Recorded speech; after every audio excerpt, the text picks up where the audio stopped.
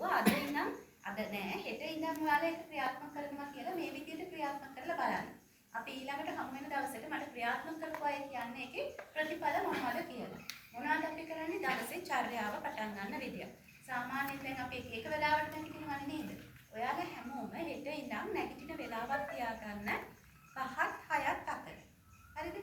6 පහ වෙනකන් නිදාගන්නේ නැතුව 5ත් 6ත් අතර ඉර උදාවට ටිකකට හරි කලින් නැගිටින්න බලන්න. දැන් ඔන්න මේ වෙලාවේ නැගිට්ටා. නැගිටපු ගමන් මොනවද කරන්නේ? ඔකට සෝදගෙන අපි මද රස්නේ වතුර එකක් බොනවා. ඒ බොන වතුර එකට ඔයාලට පුළුවන් නම් හොඳයි වැඩිපුර දැන් වයසත් එක්ක අර එන තත්ත්වෙදී අපිට බඩගිනියෙන්නේ නැහැ. අග්නිය අඩුයි කියන්නේ. ආහාර ජීර්ණය හරියට ක්‍රමවත්ව සිද්ධ වෙන්නේ නැහැ. ඒකට උත්තේජකයක් විදිහට පුළුවන් අපිට ඕනේ නම් ඉඟුරු තියාගෙන පොඩි ඉඟුරු එක ඒකේ පෙත්ති කපලා තියාගෙන ඒයින් පෙත්තක් චූටි එක පෙත්තක් වැඩිපුර දාන්න එපා. ඒ බොන වතුර එකට දාලා මද රස්නේ වතුර එකට දාලා ඒක බොන්න පුළුවන්. ඒක ගොඩක් හොඳයි. ඊට පස්සේ අපි බඩගින්න හදාගන්න බඩගිනින්නේ නැති අයට එහෙම. එතකොට මේ විදිහට අපි වතුර එකක් පියුවා නේද? ඊට පස්සේ අපි දැන් කට සෝද ගන්න එක කරනවනේ. ඒ කට සෝදන එකටත් ආයුර්වේදයේ නම් ගොඩාක් දේවල් තියෙනවා කියලා අර මේ කට සෝදන විදි. වයසත් එක්ක සමහරට එනවා විදුරු මස් දිය වෙනවා නේද? දත් බුරුල් වෙනවා නේ. ඒවයි කියන ශක්තිය අඩු වෙනවා. එතකොට මේ අපේ ගම් එකේ මොනවාද මේ විදුරු මසේ ශක්තිය හොඳට පවත්වාගෙන යන්න ඒකට අපි කට සෝදන විදි වැදගත් වෙනවා. එතකොට ඖෂධීය දියරයකින් කට සෝදනවා නම් ඒක ගොඩක් හොඳයි. දැන් අපිට එහෙම හදා ගන්න අපහසුයි නම් සරලව අපිට පුළුවන් අර මද රස්නේ වතුරට නෑ ලුණු එපා. උදේට ටිකක් ඒක අර වැඩි කරනවා ඒක. තල තෙල් තියෙන්නේ. හොඳ තල තෙල් එකකින් බිංදු 2 3ක් දාලා ඒක කටට අරගෙන කටේ ටිකක් එහෙ මෙහෙ කර කර විනාඩි 5කට ආසන්න කාලයක් තියාගන්න ඕනේ.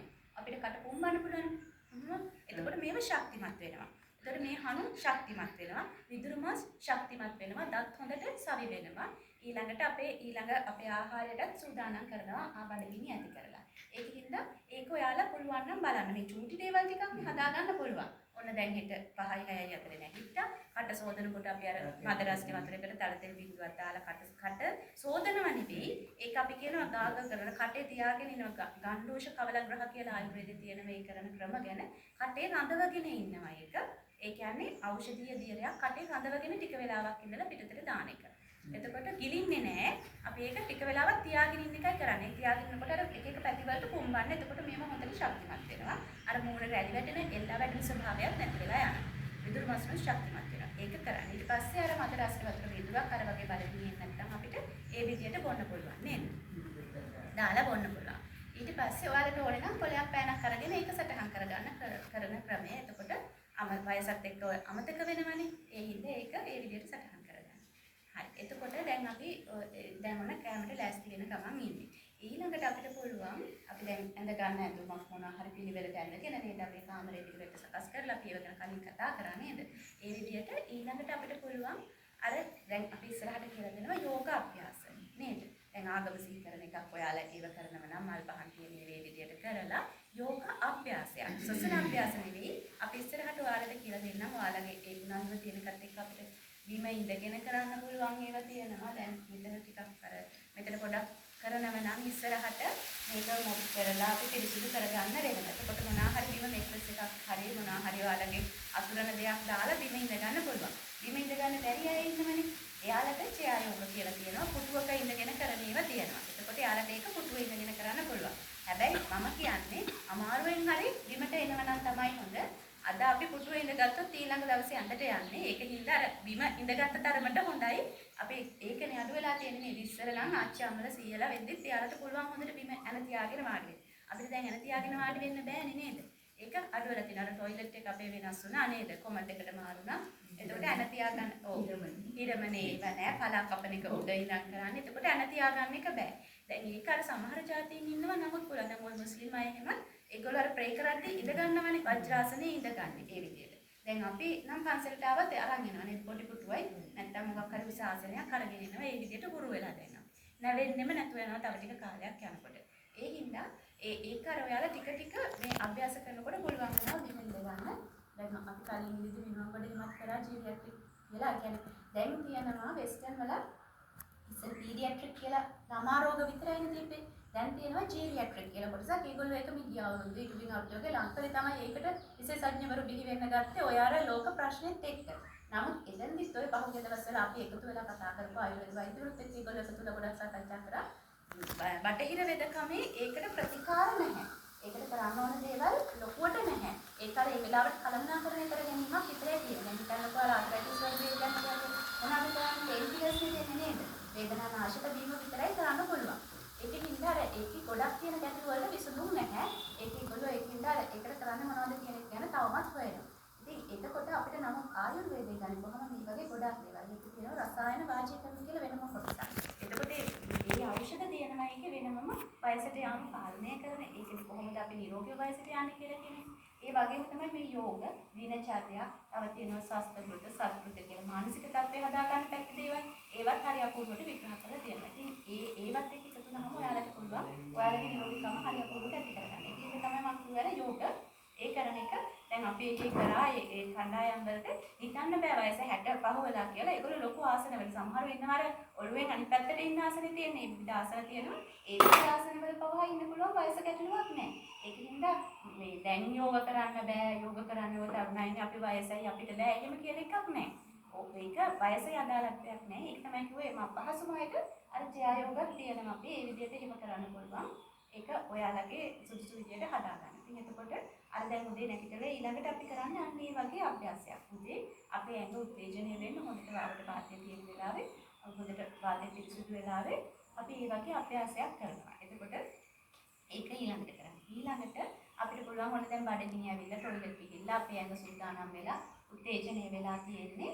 අර නිින්දක් ඉඳලානේ නැත්තම් අපිට ආහාර ජීර්ණයකට දැම්මට එක සැරට වෙන්නේ නැහැ. ඔකින්ද පිටියක නම් උදේ දාන්නෙම නෑ නේද? දැන් ඔයාලා කවුරුත් පිටි බොන්නේ නෑනේ නේද? හරි. එතකොට ඊළඟට අපිට පුළුවන් උදේ ආහාරය ඔයාලගේ කැඳක් පිළියෙල කරගන්න. ගොඩාක් හොඳයි වයසට යද්දී කැඳ. ඒක ප්‍රමාණවත්. ඔය වයසේදී කැඳ කියලා කියන්නේ නිකන් පොළ කැඳම නෙවෙයි හැමදාම. හොඳ දේශීය ආහාර ටිකක් අරගන්න. දැන් ඕකට අර කිරි පිටි පැකට් එකට යන සල්ලි ටික දාලා ආල් පැකට් එකක් ගත්තා මාසයක් පාවිච්චි කරන්න පුළුවන්. මේ ගෙදර අයට ටික දෙනෙකුට පුළුවන් එහෙම පාවිච්චි කරන්න. මොකද ආල් පැකට් එකම දාන්නේ නැහැ අපි එක දවසට. අර කිරි පිටි හදනවා වගේ ඒ ආල් ටිකක් කලින් දවසේ වතුර දාලා තියන්න. උදේට ඒක එතකොට බෙල් කරලා අරගෙන පොල් කිරි ටිකක් දාලා ඒකට අර කියපු අර ද්‍රව්‍ය ටික අර අපේ බඩගිනින සූදුරු ගොඩක් හොඳයි. ඊළඟට කහ, ඉඟුරු පෙට්ට, ඊළඟට කරපිංච රතුළු සුදු ලුණු ටික සුදු ඒවත් දාලා පොල් කිරි දාලා හදාගන්න. හැඳ එක ගොඩාක් හොඳයි ඔයාලගේ උදේ ආහාරයේ විදියට. එතකොට අපිට ඒක ගන්න පුළුවන්. එතකොට ලොකු ප්‍රමාණයක් ටිකක් වැඩිපුර ගන්න වෙනවා. ඒක විතරක් ගන්නව නම් වතුත් ඔයාලා කනවා නම් එයින් චුට්ටක් ලිව්වත් ඇති. එතකොට ඊළඟට බත් කන්නත් බඩගිනි ඇවිල්ලා තියෙනවා. බත් කනකොට අර කිව්වා වගේ උදේ ඉතින් ලොකු බත් එකක් කන්න එපා. පොඩි ප්‍රමාණයක් කන්න. ඊට පස්සේ ඔයාලා මොනවා හරි අර වතුරත් ටික ප්‍රමාණයක් බීලා ඊළඟට අවශ්‍ය ඔයාලගේ වැඩ මොනවා හරි ඔයාලා ඇති නේද ප්‍රයෝජනවත්. අර දැන් අන්න සමාජයට නෑදෑයන්ට අවට දේවල් වලට පරිසරයට වැඩදායි දෙයක්. තමන් වැඩක් තියනවා කියලා දැනෙන විදිහට. වත් ඒවා වැඩයක් පුළුවන් නැත්නම් නිර්මාණයක් වෙන්න පුළුවන්. තමන් මොනවා හරි අත්කම නිර්මාණයක් වෙන්න පුළුවන් නේද? එහෙම තමන්ට දැනෙන දෙයක් මොනවා හරි ඔන්න ඊළඟට ඔය උදේ වරුවේ කරන්න පුළුවන්. ඊට පස්සේ මොකද කරන්නේ? 10 විතර වෙනකොට ආපහු අපිට බඩගින්නක් තිබහක් වෙනවනේ නේද? ඒ වෙලාවට අපිට පුළුවන් පළතුරක් ආහාරයට ගන්න. පළතුරු ජූස් එකක් බොන්න. ඒ දෙක කරන්න පුළුවන්. පළතුරු කියලා කියනකොට දැන් ගොඩක් වයසත් එක්ක අපිට හොඳයි කෙසෙල් වර්ග පොටෑසියම් එහෙම තියෙනවා. එතකොට ඒකෙත් කෙසෙල් කියලා කියනකොට දියවැඩිය ආයේ ටිකක් ඔය කෝලි කුට්ටු වගේම නැතුව ඇඹුල් කෙසෙල් වගේ දෙයක් කනම හොඳයි. ඊළඟට ගස් ලැබු අඹ දැන් තියෙනවා. අඹ තියෙනවා කියලා අඹ ගොඩ කන්න පහුගිය දවසේ එකටත් ආව අඹ කාලා වැඩි වෙලා. වේද ගොඩයි ඉතින්. ඊට පස්සේ ඇඟ පස්සට මතියනවා නේද වෙන ප්‍රශ්න. ඔය තුවාල විවිධ ඇවිල්ලා තොල්වල සමහරව ගොඩක් කාලා වෙන තත්ත්ව දියවැඩිය අතත් උනත් වැඩි වෙනවා. එතකොට වැඩිපුර කෙසෙල් වැඩිපුර කෑවොත් අඹ වැඩිපුර කෑවොත් එහෙම. ඒකින්ද ඒවර අවශ්‍ය ප්‍රමාණය තමන්ගේ මේක බඩගින්නට නිකන් සාධාරණ ප්‍රමාණය පොඩි ප්‍රමාණයක් ගත්තම ඇති තියෙනවා කියලා එහෙම කන්න එපා.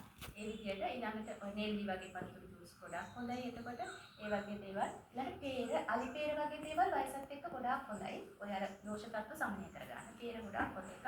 ඒ කියලා ඉතින් අර තෙල් බෙහෙත් කපු කිලෝ peer එක වැඩක් නැහැ. නේද? ඒකටයි ඕනේ. අපි ඕනේ ඉස්සර කාලේ වත්තේ වවලා තිබුණා නේද? අවුරුදු 20 දී 25 දී වවලා තිබුණා. එච්චර කල් දිනේ නෑ ඒ ඕනෙත් නෑ 40 දී විතර බැවුවත් ඇති නේද? හොඳ peer ගස් ටිකක් දාගත්තා නම් නේද? දැන් මෙන්නේ කඩාගෙන කන්න දෙනවා නේද? ඒ විදිහට අපි අර වවන්න ඕනේ. දැන් බැවුවත් ඉතින් අනාගත පරම්පරාවෙන් ඔය කියනවා දැන් බත් කරපු ඒවෙම අවුරුදු 3 වගේ ගෙඩි හැදෙනවා නේද? දෙකයි යන්නේ ගෙඩි හැදෙනවා peer නේද? පේරාමරේද වගේ ඉක්මනින් හැදෙනවා. ඒකට ඒව වවන්න පුළුවන්. දැන් අද හරිය තමන් පරක්කු නැහැ වවන්න. ඒකට ලොකු ඉඩක් ඕනෙත් නැහැ. පොච්චියේ හැදෙන ගෙඩිත් තියෙනවා නේද? ඔය බට්ටරපු ඒවා පොච්චියේ හැදෙනවානේ. ඒ වගේ වෙරළු වගේවත් හැදෙන වෙරළුත් හරි හොඳයි. එතකොට අපි ඔලිව් සල්ලි දීලා කන්නේ නේද? ලංකාවේ තියෙන ඔලිව් තමයි වෙරළු. එතකොට ඒ විදිහට අපිට පුළුවන් අපේ ආහාරය දැන් ඔන්න අර උදේ 10 එක හදාගත්තා. ඊට පස්සේ බර ආහාරයක් අපි ගන්න දවල්ට. ලොකු ආහාරයක්. උදේට නෙවෙයි දවල්ටයි වයසගත වුණාම ගන්න. ඇයි? එතකොට තමයි හොඳට ඉර පායලා නේද? අපේ දැන් ජනන ශක්තිය වැඩි වෙලා නේද? එතකොට අපි හොඳට ක්‍රියාත්මක වෙලා අර කිව්වා වගේ පිත් ලක්ෂණ වැඩි දවල් කාලයේදී ශරීරේ. එතකොට හොඳට ජීවත් වෙනවා. බඩගිනියනවා. ඔන්න එතකොට අපිට පුළුවන් හොඳ ආහාරයක්, ලොකු ආහාරයක් ටිකක් වැඩිපුර ගන්න දවල්ට උදේටයි රැටයි සාපේක්ෂව. එතකොට අඩුවෙන්ම කන්නේ රැට ඊළඟට උදේට වැඩිපුර කන්නේ දවල්ට වයස්ගත වීමත් එක්ක. එතකොට දැන් ඒක අපි ගන්න ඕනේ සාමාන්‍යයෙන් 12යි 1යි අතරේ. හරි ඒ විදිහට ඔයාලා දැන් හදාගන්න. බැරි නෑ. දැන් මේ එහෙම එක ගැටලු ඇති. ඉතින් ඒව හිමි කරලා හදාගන්න. හරි. ඊට පස්සේ දැන් අපි කෑවා. කාලි ඉවර වෙලා මොකද කරන්නේ? නිදා ගන්නවා නේද? නිදිමත එනවා නේද? කාලි ඉවර වුණාම නිදිමත එනවා. ඒ වෙලාවට පොඩ්ඩක් ඔයාලා වටේ මේ වට කීපයක් ඇවිදලා පුළුවන් නම් වජ්‍රාසනේ ඉඳ ගන්න පුළුවන් නම් ගොඩක් හොඳයි. ඒ කියන්නේ දන්නවද ඒ ආසනේ? මට අද මෙතන පෙන්නන්න විදියක් නැහැ. කකුල් දෙක නවල කකුල් දෙක මත ඉඳ ගන්න. අර මේ මුස්ලිම් අය මක්ක ප්‍රේ කරනකොට එහෙම ඉඳ ගන්නවා කියලා. ඊළඟට ඔය ජපානයේ අය එහෙම කෑම කන්න ඉඳ ගන්න. ඒ ඉරියව්ව ඉන්නකොට මෙතනින් පහළ කට් ඔෆ් වෙලා මේ හොඳට අපේ බඩ ක්‍රියාත්මක වෙලා ආහාර ජීර්ණය හොඳට සිද්ධ වෙනවා. ඒකින්ද අපි කාපු අර බර ආහාරයක් හොඳට අපේ ඇඟට ඇබ්සෝබ් වෙනවා. පොඩ්ඩක් පට කීපයක් ඇවිදලා ඇවිල්ලා ඒ ඉරියව්ව පොඩි භාවනාවක් තමන්ගේ ආගම සීකරන දෙයක් කරගෙන එහෙම ඉන්න පුළුවන්. ඉන්න යන්නේ වැටේ දන්නේ නැහැ නේද? එතකොට අපිට පොඩ්ඩක් උත්තේජනය වෙන්න පුළුවන් නේද? ඊට පස්සේ ආයෙ නැගිටලා පොඩ්ඩක් රවුමක් දෙකක් ගිහලා ඊට පස්සේ ආයෙ අපිට හවසට තවත් මොනවා හරි වැඩක් තමන්ගේ දිනචර්යාවේ තියෙන තමන් කරන වැඩක් මොනවා හරි. තමන් වැඩක් වෙන්න පුළුවන් නේද? බබන වැඩක් වෙන්න පුළුවන්. ඒ වගේ නැත්නම් ඔය මොනවා හරි නිර්මාණයක් කරන දෙයක්. ඒ වගේ තමන්ට අදාළ දෙයක් කරන්න පුළුවන්. නැත්නම් තමන්ගේ දරුවන්ට වැඩදායි වෙන දෙයක් නේද? ඒ වගේ එහෙම උදව් වෙන දෙයක් කරන්න පුළුවන්. ඊට පස්සේ අපිට ආයෙ උණු 3 ලිටර දෙද්දි තිබා යනවා නේද? පොඩක් බොනවා මොනවද තේ? තේ බොනකොට ඔන්න වෙනද බොන තේ එක නෙවෙයි ඊට පස්සේ ඔයාලා බොන්නේ හර්බල් ටී එකක් නේද? නේද? මොනවද හර්බල් ටී කියලා කියන්නේ අපිට පුළුවන් අර කිව්වා වගේ දැන් ඔයාලා ගිය සැරේ ආපු අය හදාගෙන තියෙන්නේ ගෙදර නේද? ඔව්. මේ මොනවාද අර බෝතල් ටික හදාගෙන තියෙන්නේ ජෑම් බෝතල් වල දාලානේ. ඒක එතකොට එක දවසකට පොල්පල එක දවසකට කනවර අනිත් දවසට දියවැඩියාවට එහෙම ගොඩක් හොඳයි නේද? පොල්පල ඉදිමුමට ඔය හන්දි වල එන අමාරු ඒවට ගොඩක් හොඳයි. ඊළඟට මුත්‍ර රෝග එනවා ඒ වගේ ඒවට ගොඩක් හොඳයි. එතකොට අපි ඉස්සරහට ඒවයි තියෙන වෙනම ගුණ කතා කරන්න පුළුවන්. ඒ වගේ ඒ හර්බල් ටී එකක් තමයි ඔන්න හවසට බොන්නේ. ග්‍රීන් ටී හරි නැත්තම් එහෙම නැත්තම් ග්‍රීන් ටී එහෙම කමකුත් නැහැ. ඒකේ අර ප්‍රතිඔක්සිකාරක හැකියාව වැඩි කියලා කියනවා. අපේ ඇඟේ තියෙන විෂ කොටස් වයසත් එක්ක ඕවා සාන්ද්‍රණය වෙලා තියෙන්නේ ඒවා අඩු කරන්න. එතකොට ඊළඟට හවස් දැන් ආයේ ඊට පස්සේ දැන් හැන්දෑවේ ගෙනනවානේ. ඒ වෙලාවට පුළුවන් අර දැන් අර කියලා දීපු ප්‍රාණායාම. දැන් අර ශ්වසන අභ්‍යාසයක් ඒව නෙවෙයි. ඉස්සරහට ඔයාලට යෝග කරනකොට ප්‍රාණායාම කියලා කියනවා. ඒක ශ්වසන අභ්‍යාස. ඒ වගේ අභ්‍යාසයක් අපිට කරන්න පුළුවන්. හරිද හවසට. ඒත් එක්ක පොඩි අර යෝග ව්‍යායාම දෙකකුත් කරන්න පුළුවන්. ඒක කරලා විනාඩි 10 15ක් ඊට පස්සේ හැන්දෑවට ඔයාලා දැන් මොනවාද සෝදකින කරන ඒවා කරලා මල් පහන් පූජා කරන ඒවත් එක්ක භාවනාවක් මොනවා හරි කරන දෙයක් නේද? ඒවට යන්න පුළුවන්. ඊළඟට 6ත් 7ත් අතර ඔන්න රැ කෑම ගන්නවා. ගන්නවද ඒ වෙලාවට නෑනේ නේද? ඊටද ගන්න රැ 8 9 10. ඔව් ඒ වගේ වෙලාවල් වෙනකල් ඉන්න හොඳ නෑ. පුළුවන් තරම් 6 7 අතර කනව නම් ගොඩාක් හොඳයි. මොකද කාලා පැය දෙකක්වත් ගිහිල්ලා. මේකින් එහාට ගිහිල්ලා නිදා ගන්නව නම් හොඳයි. ඒක ගිහිල්ලා.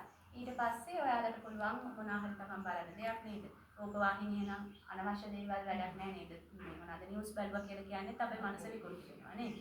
ඒ වගේ ඉතින් බණ අහනවම කියලාත් නෑ ඔයාලට කැමති දෙයක්. ඒ වගේ මොනවා හරි දෙයක් ප්‍රසපත්තරයක් බලනවා නම් පොතක් කියවනවා නම් ටීවී එකේ මොනවා හරි සුදුසු දෙයක් බලනවා නම් මේ වගේ දෙයක් කරලා ඊට පස්සේ අපිට පුළුවන් රැ නිදා ගන්න ලෑස්ති වෙලා මොනවා හරි දැන් ඔයාලා කිරි බොනවා නම් ෆ්‍රෙෂ් මිල්ක් වගේ බොනවා නම් ඒක කමක් නෑ රැ නිදා ගන්න ලෑස්ති වෙලා උණුසුම් කිරි එකකට ඒකටත් අපි කිරි එහෙමම නැතුව අපි කියනවා ඒකට දාන්න කියලා කහ ටිකක් ඊළඟට ඉඟුරු පෙත්තක් මොනවා හරි ඔය මේ මොනවද එනිසා ඇටයක් කලලා ඒ වගේ ඒවා දාලා එහෙම බොන්න පුළුවන් රැට ඒක අවශ්‍යම නැහැ නැත්නම් ඔයාලට රසින් වතුර ටිකක් බොන්නත් පුළුවන් දීලා ඊට පස්සේ ඔයාලට නිින්දට යන්න ගිහිල්ලා අර මම කීසරේ වලට කියලා දුන්නා අර අභ්‍යාසයක් කියලා දුන්නා නේ නිදා ගන්න ලෑස්ති කොට කරන එක.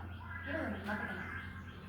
ඒ වගේ එක අපේ අභ්‍යාස තියෙනවා. ඒ වගේ කරලා සැහැල්ලු වෙලා අපිට නිින්දට යන්න පුළුවන් 10වත් වෙද්දි. 10ට කලින් නිින්දට යන්න ඕනේ. නිින්දත් අපි සුවදායි විදියට එතකොට පරිසරය අපේ ගොඩනැගිලා තියෙන්න ඕනේ. කාමරේ හොඳට ඇස් කරලා අඳුරු පරිසරයක හොඳ නිින්දක් ලැබෙන විදියට. එහෙම වුණොත් අපිට ඔන්න දැන් ඔය විදියට ඔයාලගේ ජීවන රටාව හදාගත්තොත් අපිට පුළුවන් අර කියන නිරෝගීකම අර මොනවාද සෞඛ්‍යමත්ව වයසට යාම කියන එක හදාගන්න නේද? ටික ටික ඒක හදාගන්න පුළුවන්. ඉතින් ඒ විදියට කරන්න අපි උත්සාහ කරමු. ඒක කරද්දී ඒකට අත්වලක් විදියට තමයි දැන් අර අපි කියපු දේවල් අපි ඉස්සරහට කරන්නේ. දැන් ඔයාලගේ අද කැමති නම් මට ඔයාලා නම් ටික දෙන්න ඔයාලගේ. ඊට පස්සේ ඒකේ ලීඩර් කෙනෙක්පත් වෙලා දැන් විසිට හැමදාම ඉස්සරහට මේ දේවල් වලට එන්න බෑ. තව අපේ වැඩි ඉස්සන් තියෙනවා. අපි ඒවයි වෙන වැඩසටහන් කරනවා. ඒකත් එක්ක දැන් ඒකට ඔයාලගේ තමයි ඔයාලගේ නායක